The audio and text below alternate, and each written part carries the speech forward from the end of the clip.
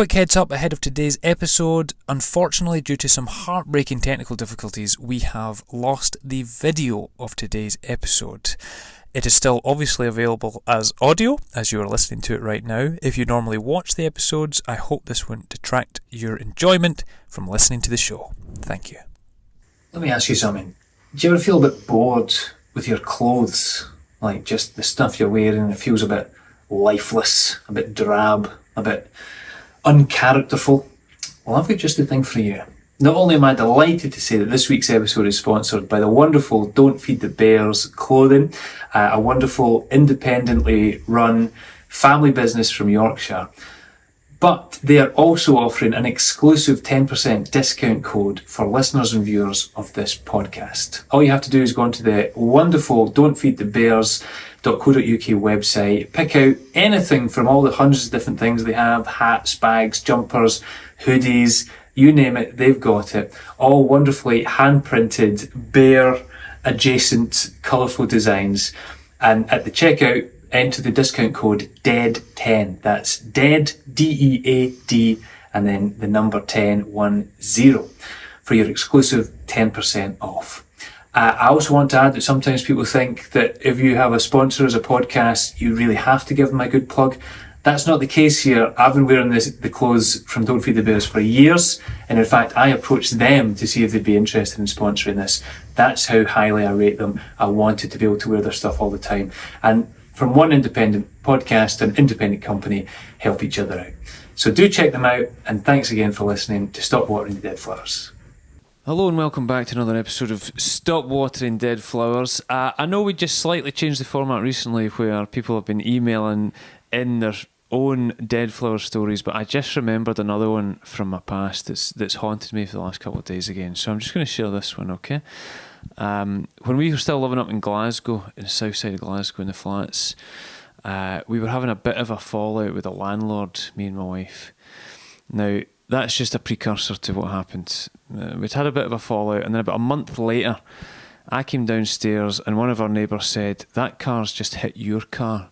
It just went past." And I says, "Oh, what car was it?" He says, "It was that red one." And I was going, "Our landlord's got a red car like that. I bet it was them." And he said it was a woman driving. I said, "His wife sometimes comes and checks in the flats." I said, "It's probably his wife." And I went back upstairs, told my wife, and she said she should message him and say, "Look, accidents happen, but you should have just told us you hit the car." And I did a big long text message out to this landlord that we already didn't have a good relationship with. And he started to call me immediately. Like, he would never call me, but he started to phone me the minute he read this accusatory message. And I answered the phone and he said, "What are you talking about?" "My wife is lying next to me in bed." it was unreal. That is hilarious, and man. then we moved out very, very shortly after that. But these are the types of stories this podcast is all about, these horrible brainworms. So welcome back to another episode of Stop Watering Dead Flowers.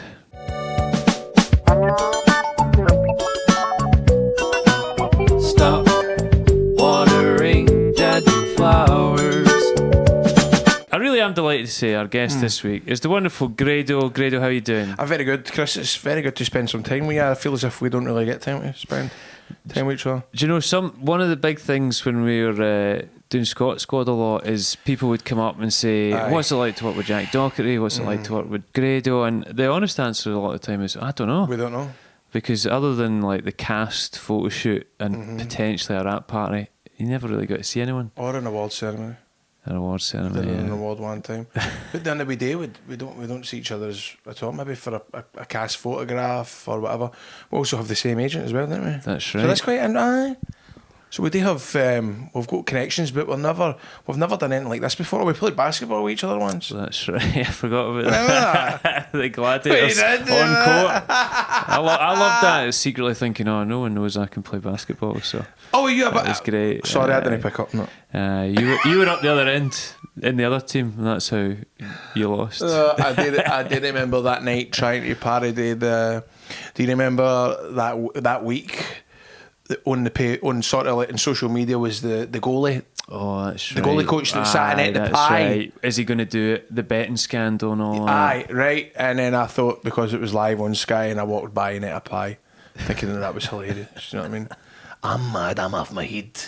You know what I mean? So that was possibly one of the only times that we've really hung about each other. So no, I'm glad to be doing this podcast. And just when you tell stories like that one there about the car and blaming somebody that has absolutely no involvement in it, it's now triggering stuff when I'm going, oh my God, I've got plenty of these up my sleeve. Well, do you know, that's the best thing is, I feel like guests on this fall into two camps. One is people that are like just riddled with stories and horrible moments, and others that are like, no, I don't let stuff get to me, I let it go. But when I asked you to come on it, I think one of your first responses was, I've got hundreds of those stories. Aye, right. Perfect. And that's great. We always say we want those types of people on here. People that are haunted, broken. So it's funny because the thought, I don't know if you would just want me head straight into when I was younger. Well, do you know what? No?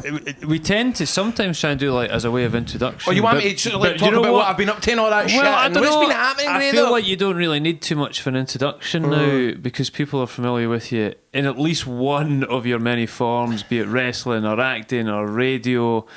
Jack of all trades, master of none. The radio stuff I found quite interesting, because it felt like that was kind of like a big transfer coup in the summer, like a wee it was like Eze going to Arsenal over Spurs at the last minute. It was like, because there was a bit of a That's like, the best I way think to a lot describe of it. people were like, oh, he's leaving Go, and people were like, what's happened? Oh, he's just concentrating on wrestling or acting, and then all of a sudden the announcement Hart, and everyone's like, oh, have you seen the back pages? That's a great way to explain that. Honestly, God, have you ever had any sort of run in with wrestling? Did you ever watch it as a kid? I watched it as a kid. So do you remember like WWF and WCW? Yeah. So I kind of accumulated it to that. That's it. Right? So I felt as if I was at WCW, and then I moved up north to New York. Listen, to Hart. that's You know it. what I mean? I do. But that's interesting. You sort of it kind of good. like was that. And I know Clarkie very well, but you know, I knew nothing of it. And then we were working with each other over the Fringe, and I was saying, oh, you sneaky wee transfer coup there. But I just want to take this moment again to thank you, Grado, for the years. They were the guys that broke me into radio, and sending all the love and wish them the best in their future endeavours. A beautiful message. We'll make that the clip. Do not make that a clip. This will be the one where, you know, the night, Chris, can you take out that bit where I was talking about Go Radio? So yes, I'm now, and I suppose I think he called them Go Fuck Yourself Radio. What did he? And I suppose now I need to do my whole. By the way, you can catch Des Clark Adele and Grado every weekday morning from 6:30 to 10 o'clock on the all new Heart Scotland Breakfast Show. I'll ask you one more just general question before we delve into the format. But because you've ended up doing stuff like radio, acting, bits of comedy appearances, has it all stemmed from wrestling? Like wrestling was your first love, and is it still? Do you consider yourself first and foremost still wrestler? Everything else has come off the back of it. Wrestler first and foremost, and I say this to my wife all the time, because sometimes like my wife will go, like you're wrestling where, or what are you still doing that for? Get this leotard stinking. Keep your leotard away from all the fresh clays and like another wrestling belt and boots. And I go, Steph, you like literally, we wouldn't be staying in a house together in this house with the things that we have. I wouldn't have any sort of career if it wasn't for professional wrestling. Yeah. I love wrestling. Wrestling is my passion. If I'm having a bad day, if I'm down, if I'm one of the days where I'm scunning, what I'll do is stick on wrestling and I instantly feel better. Yeah. Wrestling's my life and I don't care. I mean, it's great. I love doing the TV stuff. I love doing pantomimes.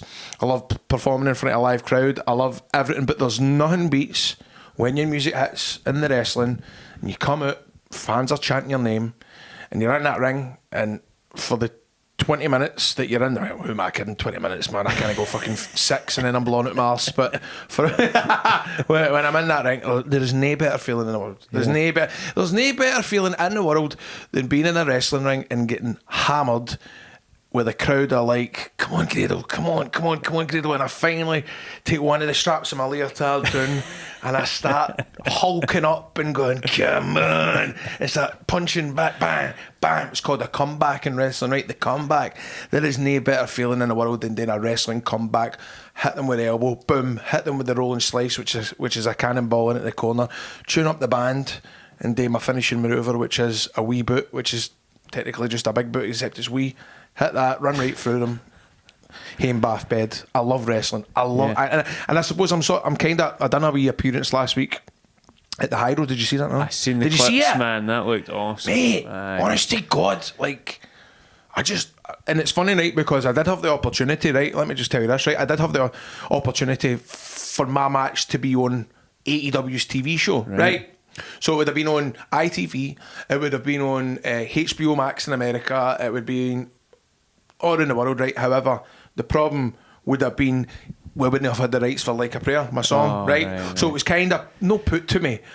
But they sort of made the decision, look, let's take you off the TV show and just do it for the house, right? So no in front of the camera. So any other wrestler would be going, I've been bumped for the show, right? I've been bumped for the live television show, but that's not the way I felt. I just was like, I don't give a shit. As long as I can get to go out in front of 12,000 fans, dance about to Madonna, do my wrestling, and then I'm delighted with it. So that's kind of sort of reignited my love for wrestling last week. I love it so much. You can tell you still love it. So I that's do, man. nice to see. You know, people can get jaded in whatever profession they're in. You're even describing it there. I'm like, oh. Aye. I mean, don't get me wrong. During lockdown, I got scunnered with it because there was a lot of people at the time that were getting signed to the WWE UK. I had just came off beat then 4 years with TNA where I had an American visa and I was away every month, and that sort of got taken away from me, and then I became a wee bit, what we're talking about off camera, a wee bit bitter and a wee bit kind of down, and that kind of gets to you. So, but I was lucky enough to have other stuff, but to be able to go back to this, so I mean, right now I'm not in any great. I wasn't ever fit anyway, Chris, right? But when you used to do it Thursday, Friday, Saturday, Sunday, like you can't no be fit for it because you're doing it that often. Whereas if I just go into it when I've not been training for a while or I've not had matches, I mean, it kills me. I'm floored. I literally can only go 3 or 4 minutes, but I'll give you a good 3 or 4 minutes. Jesus. Well, listen, as a wee aside, actually, because we were speaking to him before we came on as well, another Scott Squad colleague of ours, wee James Kirk. Shout out to Officer Ken Beattie. I love James. He was at the Hydro for that. Oh, was he? He loves his wrestling. He still watches it religiously. Does loves he? it. I think I knew that. I wish he messages me. I'll message him about it. I've not spoken to James in ages. So shout out to James. Does he listen to the podcast? He does. Right, I love him to bits. I absolutely love him to bits, and I think he's one of the most underrated funny folk in Scotland, without a doubt. Oh, he's great. Well, listen. No, I do think that. I genuinely do, man. He's in it. Aye. He's brilliant. He's the best. The good thing is, because you have worked in so many different facets of this career, I feel like it lends itself very well to this podcast, because I feel like you're going to have stories from all manner and all different parts of your life. But let's go back and start with traditionally the first one, your childhood one that you've picked out. See what's maybe one of the first things that set you up. This only just came into my head when you were telling the story about and I don't know why it's came into my head, because I'm thinking surely there must be something with my mum. Well, in fact, 2 of the stories come from my mum. My mum passed in 2017, and actually, I used to get so much material in terms of like for promos and wrestling and stuff like that off my mum. So I've got like loads of memories where I wince.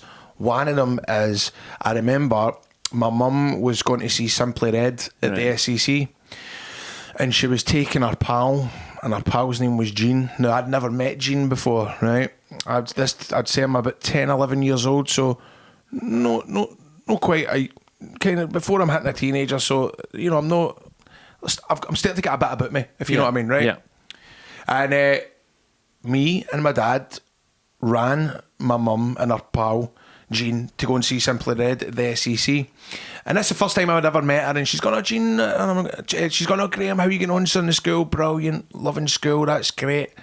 And then we go to the SEC, and my mum said, "Right, just drop us off here, John," to my dad.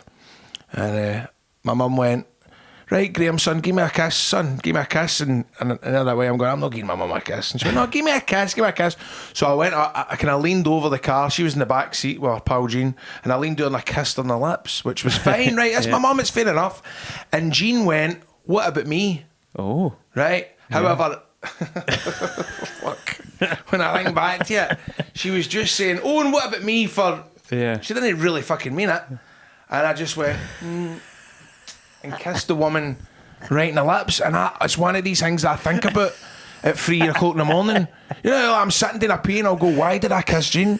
Like, Jean was only kidding on. Do you get what I mean? Oh, yeah, Jean was just going, hey, what about me next? And I went... And you've tongued her.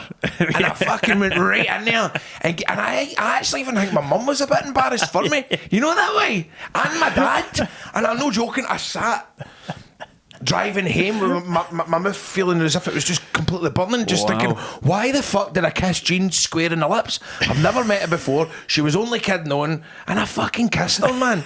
Why did I kiss Jean? The kiss was bad. You didn't need to put your hands on her face. No. Give me a G. That's it. It's like, without even thinking, I just went to mum, what about me? And I went, and kiss her. But isn't that mad that I can remember that? Like, really, like, isn't that mad that that's one of these things that you do That's stick in in your there mind? for life. Aye. There's also another one with my mum. So me and my mum, oh man, see what I think of it. I was one of these people that I was a mammy's boy, right? Yeah. My dad would work in the taxis till 2 or 3 in the morning. So, and I'm not scared to admit this, but up until I was about 14 years of age, I would sleep in with my mum, right? And we would sit and watch the soaps. Brilliant. Right? And I always remember every Sunday night we would watch Heartbeat. That was a big thing. But what we'd done with Heartbeat was we'd lie in our beds and like cuddle in watching Heartbeat, and then when the end title was going da da da da da da, me and my mum would go up to and dance to it, right? Da da da da da da da da da da da, and it would end like da da da da da da da da, right? But we would always get it wrong, right? We would always wait for the end, so we'd go da da da da da da da da da da da da. Waiting for the we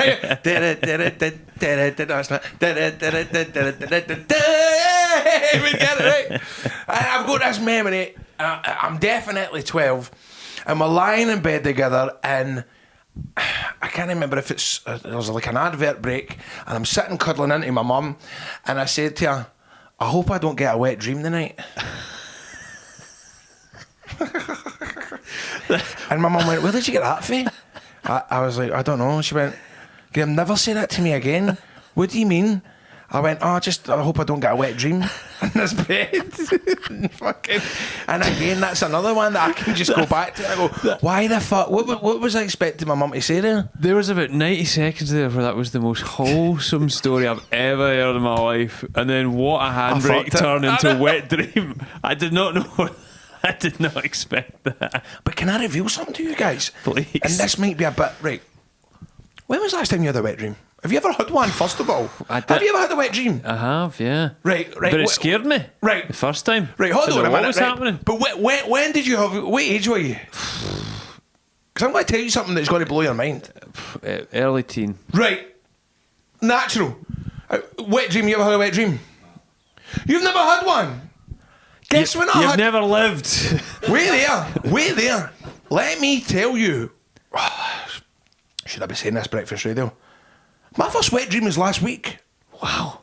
Last week? I've never had a wet dream. How? With it? And I've Googled it and I've tried to figure it out. Like, but look, I went through teens. I never had a wet dream. I never had a wet dream. What you never had wet dreams? What were you doing last week? Now I want to know what was maybe the trigger, the impetus. So here's the deal. It was when I was staying at the Village Hotel, and we were filming 2 doors down at the Pacific Quay. Right. But I can't imagine that that's going into there. But do you know that you get things like, what's the dream? Like, you know, I had a dream last night that I was in Woolies and fucking a soldier come in, and do you know what I mean? You get these wild dreams, like, what could have happened, right? You're like, I remember kissing that my mum's pal when I was 11. And I might have one tonight. I might have one tonight. But that was that. And do you know what? Here's the deal, man. I did it. Like, so see, when I got home last week, I had to literally admit to my wife, I was like, by the way, because obviously I was away for the week, and you start to kind of go, God, I hope my wife doesn't pick up my knickers and go, what the fuck? What is this? You know what I mean? And I had to explain to her, I was like, I had a wet dream. And she was like, do you not get them when you're young? And I was like, well, naturally, but that's my first one. That's my first ever wet dream. Wow. Congratulations. Thank you. You know? I mean, it is a bizarre experience, isn't it? It's so bizarre. Yeah. Like, it's bizarre, mate. Let me tell you, once you get one, it's like... We've not given up hope for you, Sean. Mate. No, but do you know, I kind of grew up always going, how have I never had a wet dream? But I'm 37, mate.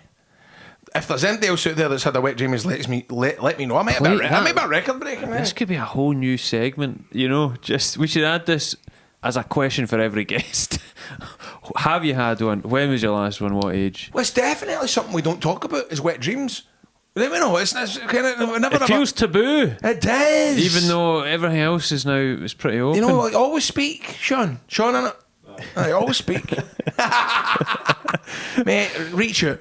Right, reach out. I want you to see if you get a wet dream in the next couple of years. You need to DM me and say that's me had one, mate. Fucking hell. Wow, there we go. Well, away from wet dreams though, but it's generally big. Last week, I kind of want to know more about what scene you were maybe filming that day.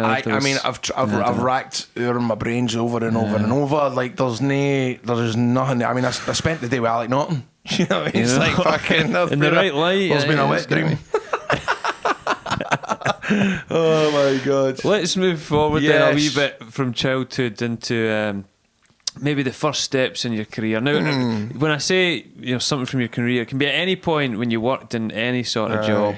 But I feel like you must have been in the kind of entertainment world from quite young on, from when you got wrestled. Did you have a few jobs before you get into it? Listen, do you want me? I'll just quickly tell you my experience. So, my first job was selling tablet macaroon. Nice. Where you went round with the box and sold tablet macaroon. By the end of the week, I owed the guy £9 because I fucking kept taking. That was when I was meant to earn money. I owed the guy money because I took all the tablet macaroon. Then I worked at McDonald's, which, by the way, if there's any budding 15, 16-year-olds, I always say working at McDonald's is great. It's a great experience. It shows you how to graft. It was a great social life there as well. And then I went on to be a youth worker. I was one of the first ever modern apprentices in youth work. Wow. So I got an apprenticeship in youth work. Then I went to be a community warden. Wow. Because I wanted to be a police officer. Right, I always wanted, right? See, I was growing up wrestling, police officer, right? That's what I wanted. I wanted to be a police officer. So I was obsessed with you're Big Boss Man. Big Boss Man, the race trailer. Yeah, perfect. I love that. That's a great callback. The Big Boss Man. I just wanted to be a policeman.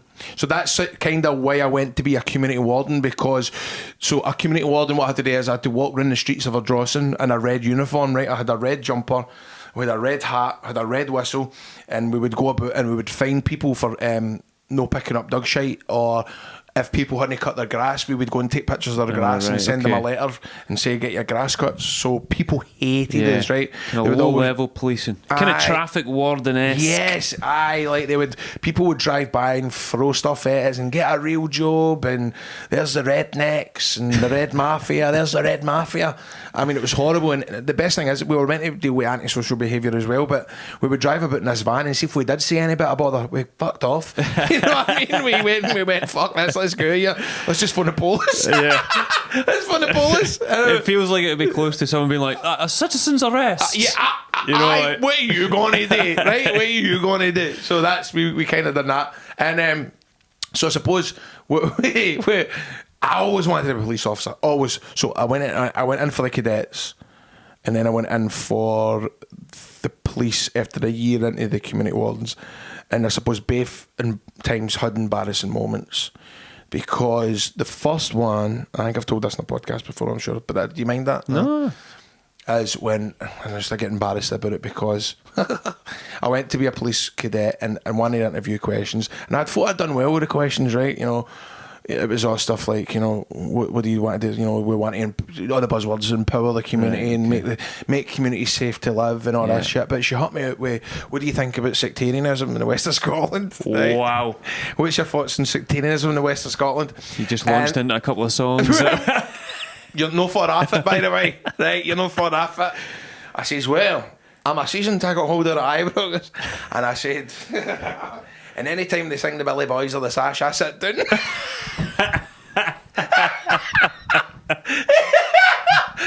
That was it. I says, when they sing all these songs, I just sit down. I am not complicit. Yes, right.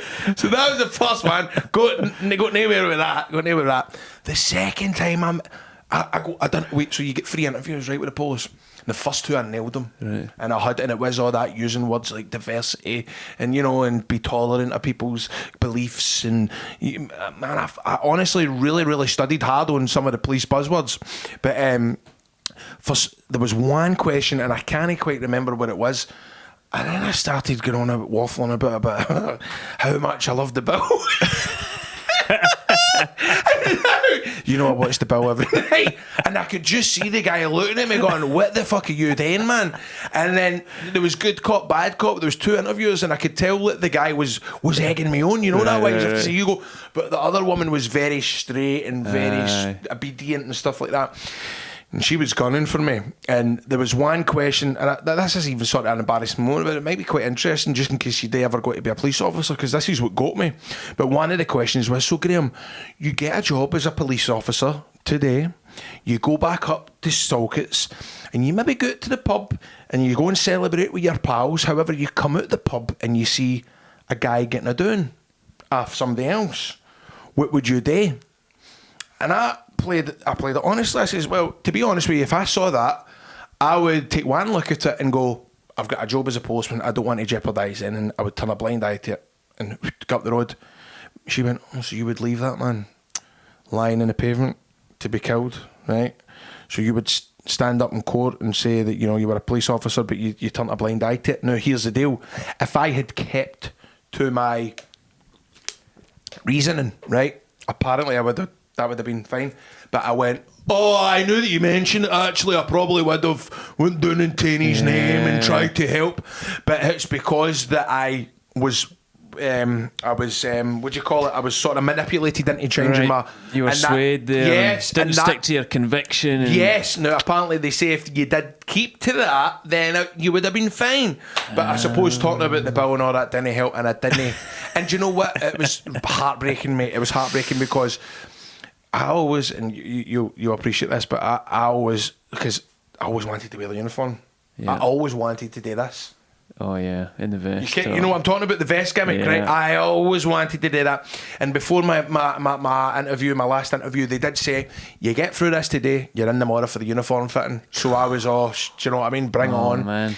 And I suppose that, I'm no joking, one of the finest hours of my life was putting on that Scot squad for the first time. Because you know what? I felt I've done it. Yeah, I've ticked off my fantasy. I never knew that. 10 years of Scot squad, and I never knew you'd went through like interviews and wanted to be. Mega, man. I had this was 2008, and I gave up. I was smoking at the time. I was on 20 Royals a day. I gave up the cigarettes. I could do the mile and a half in 10 minutes. Like I wanted to be a policeman. I was obsessed with it. That's unbelievable. So close, man. The guy did say I was so close, but then what happened after that was, at the same time, and I didn't want the job, but I put in to be a fire brigade control operator, taking the 999 calls for the fire service. Yeah. And because the police kind of never worked out, and I was going for the fire brigade at the same time, I sent the fire brigade a cheeky email and went, I've not heard anything back from my interviews. It's funny when you go for something where you don't really want it, that's where you shine. I had no nerves. I bullshit it all the way through my fire brigade interview. Right, and it was all stuff like, and I didn't even want to say how much because it was actually quite bad, the lies I was telling, right? But I sent this cheeky email to the fire brigade, and they turned around and went, oh, you've got a job. And so I was in the fire brigade for 10 years. I was in the fire brigade for 10 years as a control operator, taking the 999 calls, and I absolutely loved it, man. I loved it. And I'm trying to think if there was anything I'd done. See, when I think, man, I suppose. All right, okay, right. There's me again. That is quite embarrassing. So, get him taken out now. So, I'd done the fire brigade for 10 years. Yeah. Loved it. Had no idea. And it was so getting to wear the uniform, right? Because we wore the same, we wore the uniform as the firefighters. We get the same discounts at the kebab shops as the firefighters as well. So I'd if I was away to Glasgow for the day, I would keep my fire brigade jacket in the motor. Right, and I would go, all right, we'll go in for a kebab and fucking put the fire brigade jacket on. Hi, can I get a half price discount? Would get it, no bother. And I would work 2 night shifts, 2 day shifts, 2 day shifts, 2 night shifts, and 4 off. So the 4 off was great, right, because I could get to do my wrestling and stuff like that. But it got to the point where I was getting far too busy with the wrestling, because the novelty wore off, Chris. I would ask people at the fire brigade, can I get this weekend off for a wrestling show that I'm doing? And they would go, you're wrestling there? Of course, son.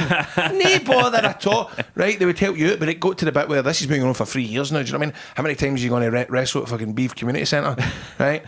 And eventually, and I was lucky enough in 2018 that I gave up the fire brigade, right? Because it was just all going too well, and I was losing jobs and stuff like that because of the fire brigade, right? And I didn't want to, and it was actually like a year after my mum died, because my mum always said, never give up the fire brigade, never give up the fire brigade, and it took for her to pass away for me to get up. So it was maybe bad advice for her. Well, we'll find out. Oh Jesus, I didn't want to think about that. Anyway, I'm waffling here. So during lockdown, I'd been away for the fire brigade for 2 years. And the fire brigade put up this tweet calling all retired firefighters personnel. This was like 2 days after Bojo done the whole deal, right? Shut the place down. Calling all retired firefighters personnel. Would you be willing to return to the service? Wow. Now, remember lockdown? It was full of the swally, wasn't it? Well, I was blitter, and I DM'd the chief, because it was the chief officer that tweeted it, and I went, needing a hon. I wrote, needing a hon.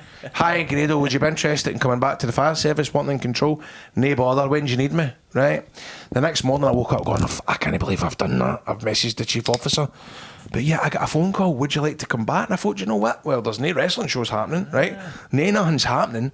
So I went, do you know what? I'm going back to the fire service. I'm doing this. And at the back of my head, I'm going, hey, this is a bit of an article, is it no?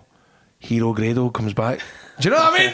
I can't lie, the sadistic part of me is going, hey, this could look good here, do you know what I mean? Good optics. Do you know what I mean? Comes back to save the day, to save the nation, to answer the phones, to all the fires. He's going to save them all one by one. Super Grado, giving up his spare time. What a hero, right? Like, do you know what I mean? That's what so I went back to the fire brigade, and I'd been away for 2 years, so right, I mean, I was the shredder, I was the photocopier, I was the guy that made the coffees and stuff like that, and I've got this article thing in the back of my head, right, and it's funny as well, because people would, like, when the postman would come to the control room to drop stuff off, and he would see me with a fire brigade uniform on and go, what you doing now? Eh?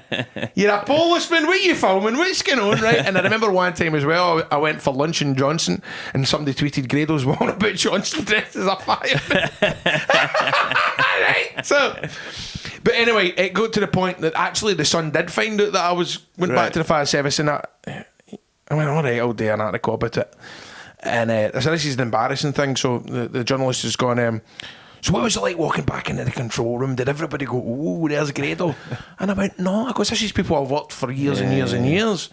He went, well, what about the new people? Like, surely there's new people that went, oh my God, I can't believe Grado what's here. I goes, no, nobody bothered their ass. I goes, it's not like that.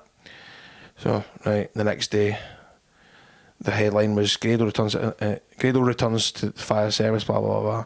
And it said, Grado was stunned and shocked and couldn't believe it when he walked back into the control room and no one recognised him.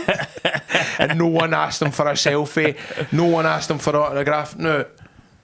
That got ripped out and fucking plastered all over and it was horrible, mate. Do you know, sometimes like you can, it's a banter, but people in the fire service did legit think that I was going on like that. And it actually hurt me a wee bit, you know, that way. They were like, who the fuck do you think you are? They've taken that out of context. Oh, mega. I've got a few pals in the fire service. Have you really? And the you know, the fire station banter and all that, it can be pretty full on as well, so that would have been murder. It was, mate. Actually, like, I was...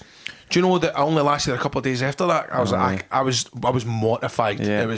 I couldn't believe it. Do you know, similarly, and I don't think I've spoken about this before on this certainly, but me and my wife went on Pointless, the TV show. I can remember that actually. Years ago, like before, and it wasn't like a celebrity Pointless or anything, but we were just on Pointless, and it was a part of our engagement weekend, but we did it, and spoiler alert, we didn't win, and it was one of the worst experiences of my life. It was terrible.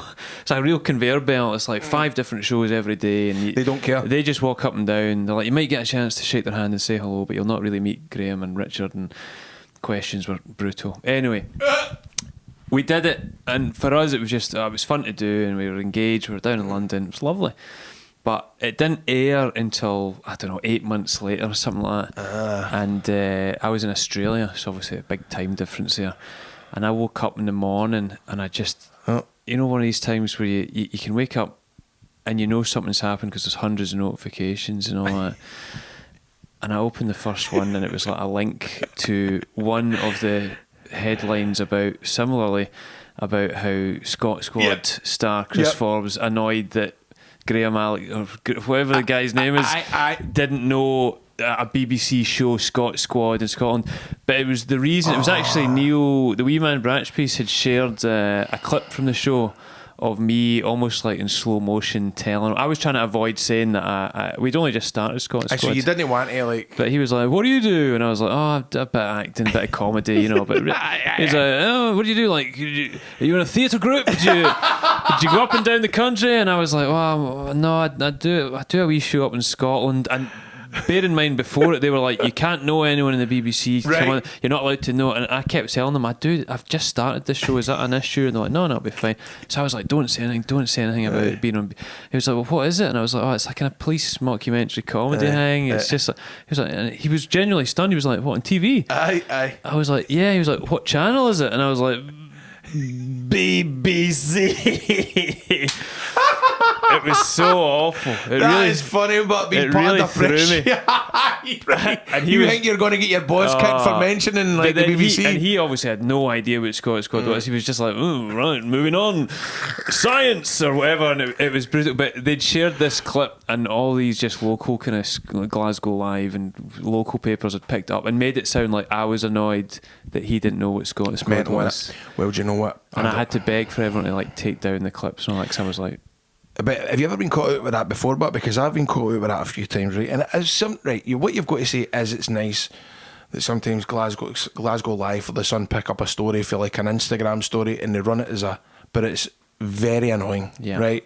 I remember I'd done an interview with STV during lockdown, and it was like, what are you missing about being in lockdown? And I said, oh, do you know, like, gone out for my dinner. And they went with it, you know, Grado admits he misses eating. And you're like, come on, man. Like, what? It's a slow news day. Aye. But last week, because I showed up at the AEW at the Hydro. Grado has wet dream. Oh no, this is going to be it, innit? This is going to be the one. Right? That's so funny. But there's this one guy who at the Sun who always picks up stuff from Instagram story, and he runs with a story with it, and it does my nothing. But I had to go to the Sun offices last week to promote the AEW show, and one of the other journalists got me in the reception. He's like, you know, you get pissed off about this article, because there was one article where I told a story in the podcast about how when I was young I prank called the Hilton in downtown New York, right, and the FBI intercepted the call, right. I was a smart ass. I was trying to be funny as a teenager. I said that I'd left a Partick Thistle bag in one of the lifts, right, no forgetting that this was only like a couple of years after 9/11, and like, you know, I'm saying I've left a bag, right, it was dodgy, man. And so the Sun done FBI and all that, right? And it was at the same time as well, like the last time I worked for AEW, and I was getting a bit paranoid that, because it was an American wrestling company, I didn't want them to see any of that sort of press. Do you know what I mean? So I was like, going to take that down, right? I was like, come on, that's no. And they never done it, right? And I was kind of peed off. But the guy, so one of the journalists last week, he says, that guy, he's in the office, he says, we're on in it, going to go up and noise him up and tell him about how angry you're about it, right? And he goes, can you maybe do something to him, right? And this was brilliant, right? So I went up into the Sun offices and I'm meeting, how are you doing? Oh, nice, I'm Grado, how's it going? Blah, blah, blah. And he goes, how you doing? Who's your name? I think his name's Harry. Harry? I was like, fuck it, the FBI guy? You guy that put up the thing with? Anyway, I scooped him up my shoulders, right? And I ran all the way from one end of the Sun offices with him and going, pick a windy, right? And all these Sun journalists are going, Grado. And I'm running about going, pick a windy, I'm running about. Right, they're all applauding me and all that, and like the editor at the end goes, thanks so much for doing that, you know, you've really brought the morale up this morning in the office. We can't, you know what I mean? I was like, fucking, that's just absurd, man. Not a lot of people can get away with just picking up a journalist and running about. It was brilliant, mate. Oh, that's great. Felt so good. I feel like you've got because you've got, like, is it a classic term, but you've got a kind of good cheeky chappy kind of hanging on that, like, even more recently, I remember this being just like a top end example of this type of thing, where there's people that I feel can get away with murder. In a good way. Yeah, I get it. But the Pride of Scotland Awards thing we were Fucking at. hell, mate, I was embarrassed about that. No, but you're telling me I was affronted of always me. I'm not talking was it to do with about this? Was it to do with this? No, I'm not talking about being up on stage. I'm talking about before that. Oh no, what did I do? Before we were going to go on, other people are coming up behind us and all that, and of course, First Minister John Swinney's there as well, and everyone's kind of like, "Hello there, and how you doing, John?" But you're just you're like, "All right there, big Swinney," you know. And it was a way of interacting with someone that everyone else was kind of deferring and all that. But he was like, "Oh, Grado." Like, I was going, you're doing a hell of a lot better than your predecessor, you know. That was it. I said, I can't remember it is because you keep your face out the papers. That's what I was saying. I was going, hey, you're doing good at lying low. I was doing all that. Oh man, but then I woke up the next day going, oh God, because I mean, even that thing with I can't do that anymore. You should have stopped me for trying to get my shit in, right? So all these stories about they would absolutely break your heart. These young people from all walks of life that have done magical things in Scotland, and it's their night to get recognised. But there was one woman there who was trying to get rid of the vapes. Yes, right. She had got an award. Lovely person, and I had to be a smart arse. And it was actually, who was it that gave me the line to say as well? It was Louise McCarthy. Oh, aye. And so, you know, it's all very like happy and clappy and great job and all that. And I came out with a short tail hanging out, blue tart, 2 bottles of wine deep. And I went, got on the stage and I went, where's the lassie that tried to ban the vapes? I've got 2 words and it's something I don't always say, but I surrender. Crickets. Fucking nothing, man. And my missus was like, you are just sit down, man. They had to quickly pivot. What did you think? Be honest. Did you think I was a tadger when I done that? Be brutally honest. No, I don't. You did. I didn't. You fucking did, man. I think for the event it was funny that they'd have to hear something like that and then pivot to here's someone else that's been battling a terminal illness. So I tell you once, I've done that before, right? Where it's like, oh, these stuff. I remember being at some. It was probably what's the other ones? The something heroes. Wasn't quite right. The Pride of Scotland, and I'm steering, and I was like backstage, and I can't remember when it went out, and it's all the same, you know. But and I went out and went, I've got IBS. Where's my fucking prize? Like, sit down. Stop trying to show off. I think it's an insecurity thing, man. He feels as if you've got to. It's that big. Look at me, I'm a big fat. Do you know what I mean? Big, the jolly guy and all that. It's just everything comes from insecurity for all of us. It does, doesn't it, mate? It's horrible, man. But I literally had the fear for days after that, man. I really did. So I did. I suppose that is one of the ones that I think about as well, where I go, oh come on, why did I do that? I'll tell you one that I did want to tell you about, which was really where I felt very red faced, was when I'd done a live red carpet. I was the interviewer on the red carpet for Trainspotting 2. Nice. And it was for Lad Bible. And there literally was at one point, there was like 800,000 folk watching it. Because it's Lad Bible. It's got like 80 million likes. And you're always going, what can I do? What can I do? What can I do? And everybody was brand new. I'm getting a wee blether with Irvin Welsh, getting an interview with, God, I'm forgetting who else is in it now. Who else was it? Irvin Welsh. Danny Boyle, he's a writer, isn't he? You know that? He was a writer or the director or something like that, right? Everybody's brand new, but then I see Robert Carlyle coming. And then you just, one of these things, and I thought, and we're live on Facebook. And I went, Bobby! Right, and he went, don't call me Bobby. Live on the feed. And I instantly went, he went, don't call me Bobby. And I went, oh, you're as hard as Begbie in real life. Do you think do you think you're as hard as Begbie in real life? Oh dear. And he looked at me and went, tapped me in the shoulder and walked off. And I was just left standing like that. And I just ate shit live. Oh, no. I mean, I ate shit. I crumbled. Because you know what I mean? In my head it was going to go, all right, Bobby, how you doing, Grado, son? Yeah. Still doing your wrestling? We pals. Aye. That's what I thought in my head, right? And I went, all right, Bobby, don't call me Bobby. Well, you think you're as hard as Begbie in real life? And he went, as if to say, Fuck That's off. enough, Away you yeah. aye.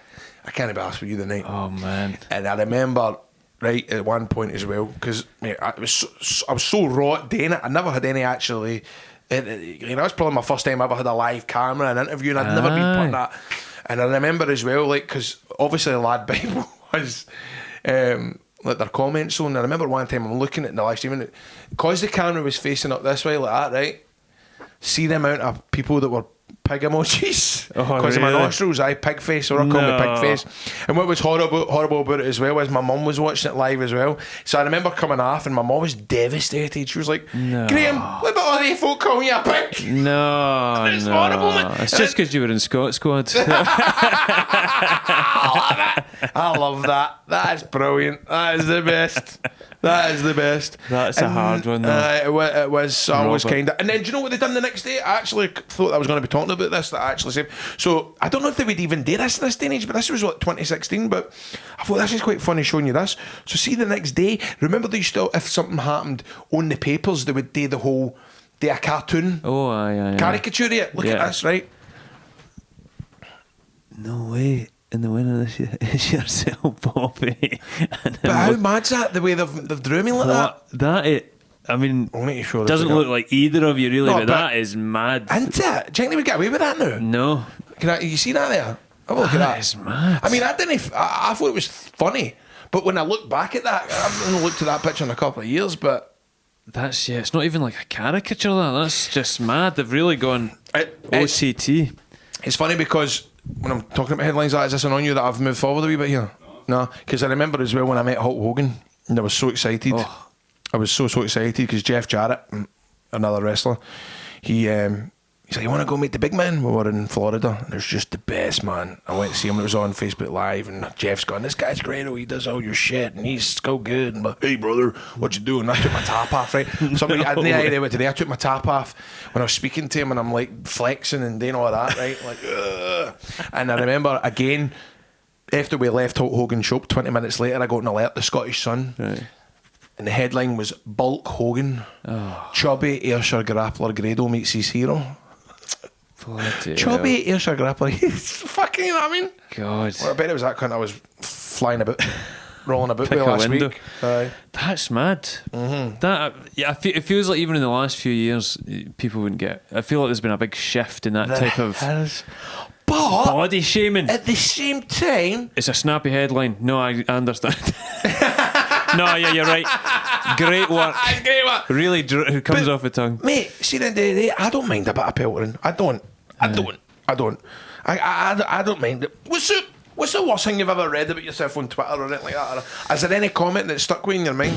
I hate that we're going down this route, but I'm enjoying this. I remember doing a gig. One of the first times I did a corporate, and probably similarly to like sometimes you end up getting to do loads of different types of jobs if you work in any sort of part of this industry, but you know, from stand-up you often then get to do corporate gigs, company events, you know, sportsmen's dinners. But the very first time I got asked to do one, in fact Clarky Des was doing it. You probably remember this. And he's a man at that shit as well, isn't he? He's a consummate professional. He is, mate. But I maybe had, you know, 20 minutes, but a club 20 minutes. But Yeah. I didn't quite have the knowledge yet of you can have a corporate 20 or a corporate 30. Right. A bit You just cleaner, a bit nicer. And I did a joke about that I just shouldn't have done probably. But it used to always go down well about how I had English heritage myself. I've just talking about Scottish and English, and we should get on better. And I don't hate the English. I've got English heritage myself because my great granny was actually raped and pillaged by an Englishman, you know.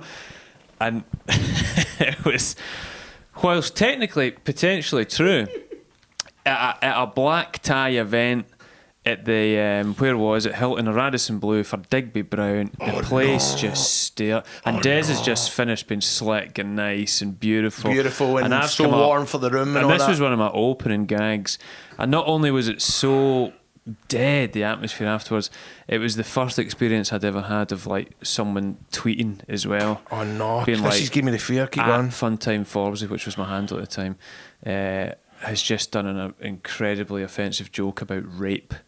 and like just totally taken out of context, and someone was like, "Who's that anyway?" No one you'd ever need to know. I'm sure he wouldn't be like around in the next year. And it like this little conversation that I'm tagged into just getting torn apart because I've made this joke in a corporate setting. But it was and the fact that you can remember the back and forth and stuff like that must have ate you up for a this good is couple over. of days, I don't know, 12, 14 years ago, and I can still. Isn't that funny that you can still remember that, isn't it? Yeah, pops into the head. Yeah, I remember reading comments in a documentary that I'd done, a wrestling documentary, and it was all stuff like Grado has given AIDS to wrestling. That was one of them. Great. Wow, I just thought there was going to be a bit of context or something. No, there, that was the comment. That was the comment. comment. Grado's a reason for, was it contraception? No, Grado's a reason for contraception. And wow. It all kind of goes south as soon as you say what team you support. That can play a big part in it as well. When you're an Aberdeen fan. I'm away from that type of stuff. It's so good, though. mate. So jealous of you, man. Honest to God, man, it's the biggest. It's so annoying. It's so annoying that I don't even want to talk about it. But so you know, this is something I've spoken about with like other pals in the industry that are Celtic or Rangers fans. I begrudge the fact that sometimes I'm not a big Rangers or Celtic fan because there's lots of good corporate events or charity football games. Like I love getting to play in a charity football game, but they always tend to be Celtic Rangers. Well, this might piss you off even more, but I've played in an Aberdeen charity game. What? What?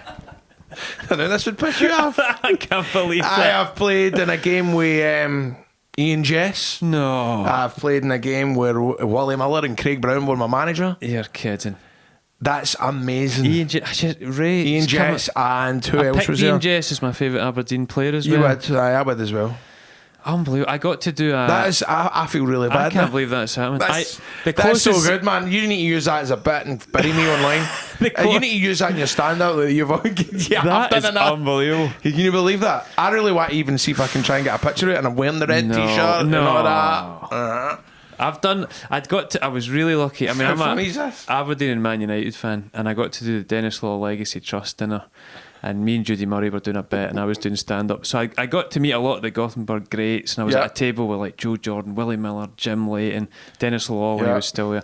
But I've never got to play in a charity game. I'm not playing in it, but I'm on red. At least it's not in the red. No, but the other team's red. Right, the other team's red. Oh, we were in the there's my manager, look. Willie Miller and Craig Brown. I can't believe Willie that. Miller and Craig Brown. Who else have we got? I wonder if there's anybody else that you can see that you'd maybe... I really set myself up for a fall there. Yeah, did saying you don't get to do the charity games. Must do better. Unbelievable. Do you know what? I actually could get you in touch with the guy. They do it every June. I've been asked back every year, and I could never do it because I always thought it was on my birthday. But there is a guy, I'm sure his name... if he ever sees this, he'll be shouting, going, man, it's Graham Watts, his name. He's a great guy. That's so funny. I loved it. That was my favourite part of this interview. That's so funny, man. I love the fact that you're saying, this is so good. That's so funny. Dearie me. Right, I tell you what, we must. Oh my days. We must throw in time. We'll throw in one more because we haven't even covered the relationship one's usually my favourite one because it's the most personal and vulnerable sometimes, and it can be like childhood or whatever. Right. So I've because the one with my wife, because you don't want does it happen with an ex? No, it's too anyway. Quickly,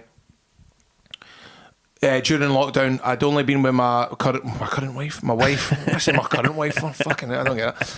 But I met her in 2019. Right. Fell in love instantly. 2020. We're watching This Morning. Lockdown happens. Philip Schofield basically says to people that are boyfriend and girlfriend, but you don't live together, you need to pick because you're not going to get to see each other. So my wife's dad, that she stayed at her dad's house, right? Her dad is he's a roofer. He's had a roofing business for 50 years, and he's built his house in Ardrossan has a sauna in it, a jacuzzi. Nice. Right? It's no like a mansiony type. It's like bit by bit, right? You would never look for the outside looking at it, and it just looks. I hope he doesn't see this, but it's just it's just a house, right? But it's got so many bits to it because over the years he's managed to add to it, right? So you're thinking, well, I'm going to stay there.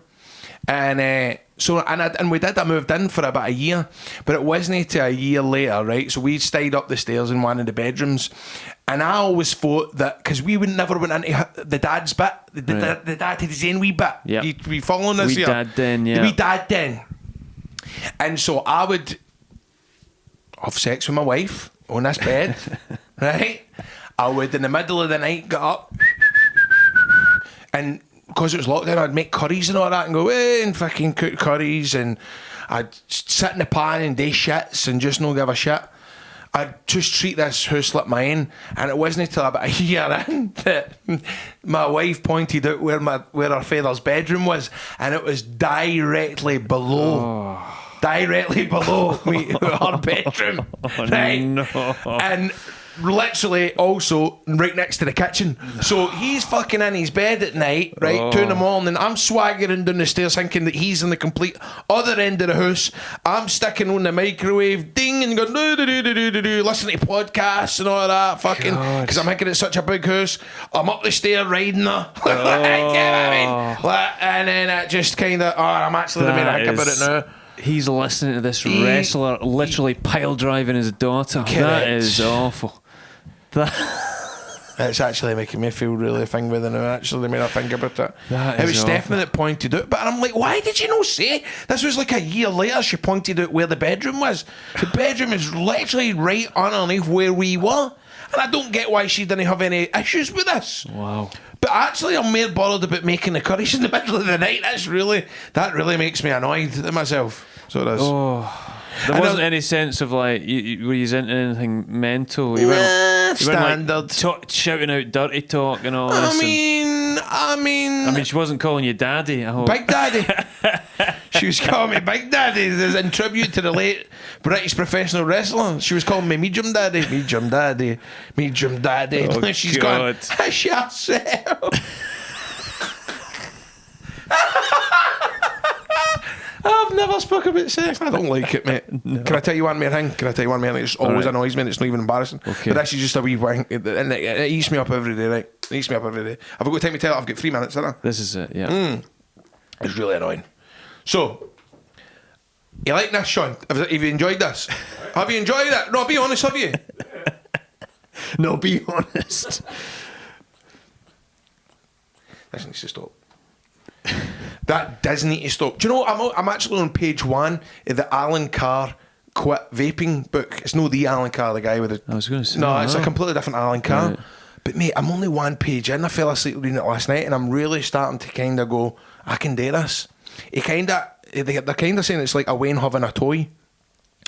Like the 99% of the withdrawals are mentally withdrawals. It's only 1% physical. So it's a bit like taking a toy away from a Wayne. Now Wayne would go, I need my toy. That's kind of it with the vape. And that's what I'm trying to learn. Anyway, that's not what I'm going to speak about. ADHD fucking out my head.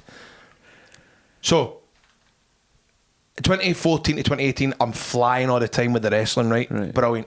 I'm away twice a month to Florida to film a wrestling TV show. And then we start branching it out. We're wrestling in Nashville, we're wrestling in Cleveland, Ohio, we're wrestling here, there. I'm living up the best life. I'm loving it, right? Just loving it. And there was one time that I had a flight, right? And it was, this was it, right? It was Cleveland, Ohio at 7 in the morning to Philadelphia airport at 9 in the morning. However, my flight from Philadelphia to Glasgow wasn't until 11 o'clock at night. Okay. Right? So I gets to Philadelphia airport at 9 in the morning and I've got all day in this fucking airport. Right. Now, I'm not going on the bevy. I don't want to spend too much money. Suffer it, grin and bear it, right? That's like what is that? That's a 13-hour wait, isn't it? Is that 13, 14? Something like that.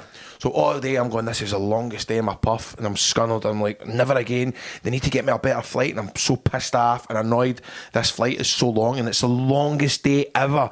Longest day of my life in this airport. I'm struggling. So about 9:30, an hour and a half before the flight takes off, we get an alert, right? And it says the flight's going to be delayed out by 15 minutes. Right? I went, right, okay, and they were 11:15. Then we get an alert, and I was delayed to 11:30, right? And I'd done that flight a couple of weeks before, and a couple of weeks before that as well, but I go into Philadelphia airport earlier, right? And I always remember, this is just going to go on for a couple of hours now. And I kind of had that mindset in me, right? So it's maybe at this time, it's maybe about 11 o'clock, right? And It just keeps going, delayed. And I'll never forget it, right? I stuck on my headphones at one point and came across this YouTuber called Joe Weller. I'll never forget it. Joe Weller. He's a YouTuber guy, right? And I'm sitting and I'm going like that and I'm engrossed in this thing, right? And I'm like that, like, watching the thing about Joe Weller. And then at one point, I look up and I look round about me and there's nobody there. Nobody there, right? No, there's nobody there. And I went, what the fuck, right? And honest to God, I've never shit myself so much. I sprung up and I ran to the desk, right? And the woman's speaking to somebody else. And I'm going, excuse me. She's going, sir, calm down. I'm dealing with somebody else. And I turned round and I looked and it said, Glasgow departed. No way. Right? And and the worst thing about it was I was set to land in Glasgow and go straight to the fire brigade to work, right? So I'm going, I've missed my flight. And they're going, what's your name? And I'm going, Mr. Seavley. Well, we were shouting you a whole bunch. And I'm going, oh, can you get me to London? There's no more flights, sir. What about Amsterdam? Can you get me to Amsterdam? There's no more flights, sir. You're going to just have to come back tomorrow night and try and go for the flight. See the feeling? Oh my days. Of walking out that airport, waiting on my bags, because the bags had to be hanged with. See, walking out that fucking airport, that was the lowest point of my life. Waiting 15 hours in an airport and still missing the flight. They'd have thought you were running late and you'd missed it. I was in the airport the full time. That's the earliest anyone's ever been. Aye! And then I still missed it! Mate! And I'm phoning the fire brigade and I'm greeting on the... That was one of the reasons why I had to get up the fire brigade, because things like that were happening all the time. It was so embarrassing. It was like hi, I can't come into work tomorrow. Why? I'm in Philadelphia. You know what I mean? They were like, what? And I'm like, I know. And I know that's not a cringy thing, wait, but that keeps me... That fucks with me, that one. That fucks with me. That's hard, That is horrible. Booking a hotel and literally waiting another day. People saying, how did you miss it? Was it bad traffic? And you're like, no, I just sucked into a YouTube channel. Joe Weller's the guy's name, and I've never been able to watch any shit since because of that. It blows my mind. Grado. I've enjoyed this. I really enjoyed that, man. Thank you for coming on. I really enjoyed that, man. I get to know you a lot better in the space of an hour, even more than 10 years. It's good. Get me on for a part 2 if you're still doing it. Oh, please. Aye, listen, thank you very much. Thank you, everybody, for coming on, and thank you for listening, watching. Please like, share, subscribe, all the things you're supposed to do with a podcast. It really helps. Feel free to sign up to the Patreon. Hopefully that'll help us continue this podcast in the long run. And one more time, thanks to Grado. Thank you very much, Chris.